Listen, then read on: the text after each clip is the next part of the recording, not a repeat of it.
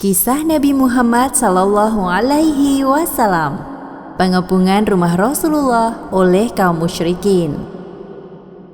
Atas izin Allah Subhanahu wa Ta'ala, kaum musyrikin yang mengepung rumah Rasulullah tertidur pulas. Alhasil mereka kehilangan jejak Rasulullah yang ternyata berhasil lolos dengan selamat. Sementara itu, Rasulullah bersama Abu Bakar sedang bersembunyi di Gua Thur agar terhindar dari rencana pembunuhan kaum musyrikin. Di suatu malam, Rasulullah didatangi malaikat Jibril. Beliau diberitahu bahwa sudah saatnya bagi Rasulullah untuk berhijrah. Wahai Muhammad, janganlah kamu tidur besok malam di tempat tidurmu, karena sesungguhnya Allah Subhanahu wa Ta'ala memerintahkanmu untuk berhijrah ke Yastrib. Pada siang hari berikutnya, Rasulullah mendatangi rumah Abu Bakar sambil menutupi wajahnya. Sebuah kebiasaan yang jarang beliau lakukan saat berkunjung ke rumah sahabatnya tersebut. Rasulullah merasa perlu berhati-hati sebelum menceritakan kepada Abu Bakar tentang kedatangan Jibril semalam. Wahai sahabatku, keluarkan orang-orang yang ada di rumah ini. Aku ingin menyampaikan sebuah hal yang penting kepadamu. Mereka semua keluargamu, wahai Rasul, tidak ada yang perlu dikhawatirkan. Sesungguhnya telah diizinkan bagiku untuk berhijrah. Apakah Anda ingin ditemani, wahai Rasul? Ya, aku ingin engkau menemaniku hijrah ke Yastrib. Abu Bakar terharu mendengar permintaan Rasulullah. Sampai-sampai ia menangis karena amanah besar ini.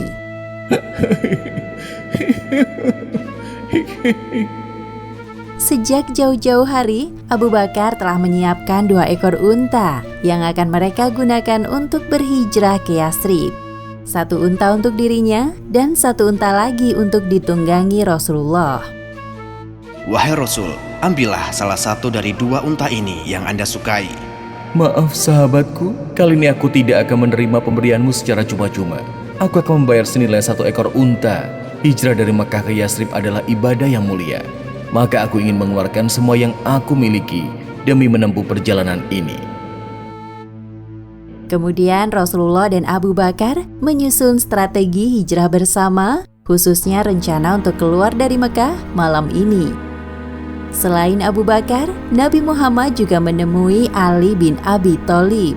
Beliau meminta 2 hal kepada Ali. Setelah sebelumnya Rasulullah meminta Ali untuk tetap tinggal di Mekah sampai sekarang. Wahai Ali, sebelum engkau berhijrah ke Yastrib, aku minta agar engkau mengembalikan barang-barang titipan yang diamanahkan kaum Quraisy kepadaku. Insya Allah, aku akan menyelesaikan amanah tersebut untukmu, wahai Rasul. Terima kasih. Sebuah fenomena yang aneh ketika orang-orang Quraisy, terlebih kaum musyrikin, lebih memilih menitipkan barang-barang berharga mereka kepada Rasulullah daripada menitipkannya kepada orang lain. Hal ini dikarenakan Rasulullah memiliki sifat yang amanah, meskipun secara terang-terangan mereka membenci beliau. Lalu Rasulullah melanjutkan pembicaraannya yang belum selesai dengan Ali. Dan satu hal lagi, malam nanti tidurlah di ranjangku. Pakailah selimut hijau milikku. Mereka akan mengira bahwa orang yang di dalam selimut itu adalah aku. Aku akan melakukan seperti yang Anda minta, wahai Rasul. Sebuah kebanggaan bagiku bisa menjalankan misi mulia ini. Sementara itu, di markas kaum musyrikin, Abu Jahal masih sibuk menjelek-jelekan Nabi Muhammad di depan para pemuda Quraisy yang sedang berlatih. Muhammad pernah mengklaim, jika kalian mengikuti ajarannya, maka kalian bisa menjadi raja bangsa Arab maupun non-Arab. Lalu setelah mati, kalian akan dibangkitkan dan dijanjikan surga bagi kalian. Namun, jika kalian tidak mau menjadi pengikutnya, Muhammad akan membunuh kalian. Lalu setelah mati, kalian akan dibangkitkan dan disiksa oleh api yang membakar tubuh kalian. Perkataan yang tidak masuk akal. Pada malam hari itu, para pemuda pilihan dari kabilah-kabilah Quraisy berangkat menuju ke rumah Rasulullah. Mereka semua bersenjata dan siap melaksanakan tugas yang diberikan oleh para pembesar kaum Quraisy. Sementara itu, di kediaman Rasulullah, beliau telah berencana keluar dari rumahnya di awal malam, lalu menuju rumah Abu Bakar, baru kemudian meninggalkan kota Mekah. Namun Rasulullah hanya manusia biasa yang tidak dapat menentukan takdirnya. Ketika beliau hendak bersiap-siap keluar, terdengar suara desas-desus dari luar rumah. Ternyata para pemuda pilihan kaum musyrikin telah mengepung di sekitar rumahnya. Mereka datang lebih awal dari perkiraan beliau. Para pemuda Quraisy berpencar di sekitar kediaman Rasulullah untuk mengawasi setiap pergerakan yang terjadi. Malam ini Muhammad akan mati di tangan kita. Jangan sampai dia lolos. Benar, kita tidak boleh lengah sedikit pun. Rasulullah sempat merasa bimbang untuk memutuskan akan keluar atau tidak dari rumahnya ketika melihat segerombol kaum musyrikin yang telah berjaga di luar. Namun Allah Subhanahu wa Ta'ala mengisyaratkan beliau untuk tetap keluar dari rumahnya. Lalu turun ayat Al-Quran surat Yasin ayat 9. Dan kami adakan di hadapan mereka dinding dan di belakang mereka dinding pula. Dan kami tutup mata mereka sehingga mereka tidak dapat melihat. Akhirnya Rasulullah memberanikan diri untuk keluar dari rumahnya sambil membaca surat Yasin. Ketika melewati para pemuda Quraisy, beliau menaburkan segenggam tanah di atas kepala mereka satu persatu. Allah Subhanahu wa Ta'ala telah mengaburkan pandangan mereka hingga tertidur pulas. Warna langit mulai berubah, pertanda waktu subuh sebentar lagi tiba. Seorang dari kaum musyrikin mendatangi sekelompok pemuda Quraisy yang sedang tertidur pulas di sekitar rumah Rasulullah. Apa yang sedang kalian tunggu? Hah? Sudah pagi? Bagaimana dengan Muhammad? Mengapa kita semua tertidur? Aku rasa Muhammad sudah pergi sejak tadi malam. Hah? Apa ini di kepalaku? Tanah!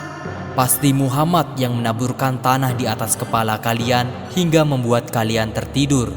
Ayo kita periksa rumahnya sekarang. Para pemuda Quraisy bergegas mengecek ke dalam rumah Nabi Muhammad. Mereka masuk secara paksa ke dalam rumah hingga mendobrak pintu kamar beliau. Lihat di sana, Muhammad sedang tidur di balik selimutnya. Coba aku lihat. Kenapa bisa kau yang tidur di sini? Di mana Muhammad? Aku tidak tahu di mana Rasulullah. Sial!